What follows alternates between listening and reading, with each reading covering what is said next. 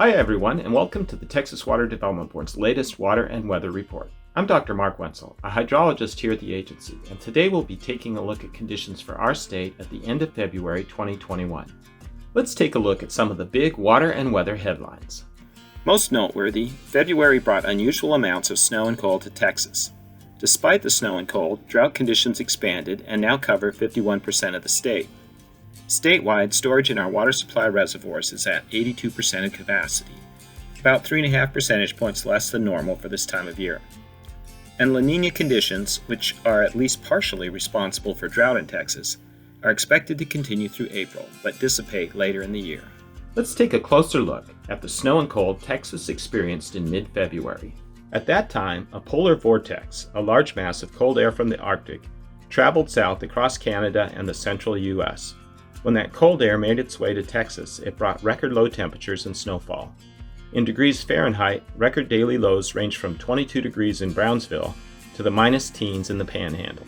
The low temperatures also triggered snowfall across the state. Many locations, including Abilene with 14.8 inches and Del Rio with 11.2, set records for snowfall on a single day. Though it didn't linger on the ground, snow fell in Brownsville for only the second time since 1898. At its peak coverage on February 16th, more than 80% of the state had snow on the ground. Unfortunately, all that snow didn't translate to drought relief. Why?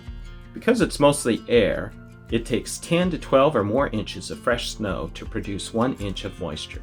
In the end, despite the snow, most of the state, the areas in orange and red on this map, received less than half of average precipitation for February. Only a few scattered areas, shown in green and blue, received average or better precipitation. The U.S. Drought Monitor map for conditions as of February 23rd shows that drought is expanding. January brought a 37 percentage point decrease in the area of the state impacted by drought. February brought a nearly 7 percentage point increase. Only relatively cool temperatures kept drought from expanding even more. At the end of February, drought covers just over half the state. What are the chances for improved precipitation for Texas in the next few months? Not very good. And despite the cold weather in February, temperatures are expected to bounce back above seasonal averages as well.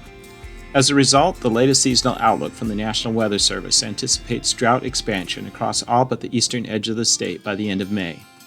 Looking a little farther out, there is some good news.